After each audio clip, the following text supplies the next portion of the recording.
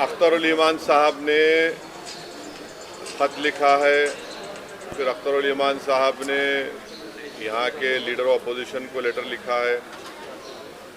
Media के ज़रिए हमने इस बात को कहा है कि एमआईएम पार्टी अलायंस के लिए तैयार है। और फिर अख्तरुल ईमान साहब ने अपने आखिरी ख़त में ये भी कहा है कि हमको अब 6 सीट दे दीजिए। अब ये उनको फैसला करना है, ये नहीं करेंगे तो बिहार की जनता ये देख लेगी कि कौन बीजेपी को कामयाब कराना चाहता है या कौन बीजेपी को रोकना चाहता है। तो अब ये फैसला बिहार की आवाम पर है। हम तो अपनी जिम्मेदारी को निभा चुके हैं। कल कोई या हमसे ना कहे कि आपने बातचीत नहीं की, आपने फुला नहीं किया। तो हमने तो अपनी तरफ से पूरी कोशिश की और जनता के सामने, आवाम के सामने हमने इस बात को रख दिया।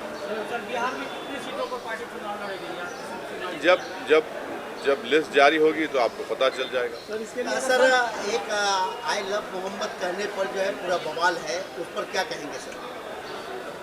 देखिए, ये शुरुआत था कानपुर में। वहाँ के शायद एडीजीपी, एडिशनल डीजीपी ने कहा कि कोई नया पोस्टर नहीं लगा सकते। तो उसके बाद हमने सोशल मीडिया पर कहा कि हम इस बात को मानते हैं कि मोहम्मद सल्लल्लाहु अलैहि वसल्लम से हम मोहब्बत करते हैं। हर मुसलमान मोहम्मद सल्लल्लाहु अलैहि वसल्लम से मोहब्बत करता है, इसलिए कि उसके ईमान का हिस्सा है। अगर हम मुसलमान हैं और अगर हम अल्लाह को जानते हैं तो वो मोहम्मद सल्लल्लाहु अलैहि वसल्लम ने हमको सिखाया है कि अल्लाह है जो ज़मीन व आसमान का खालिक है, तुम इसकी इबादत करो, किसी और की मत करो। हमको उन्होंने बताया है कि तुम्हारा ईमान उस वक्त तक मुकम्मल नहीं हो सकता जब तक कि तुम मोहम्मद सल्लल्लाहु अलैहि वसल्लम को अपनी दुनिया की हर चीज़ ज़्यादा नहीं चाहोगे।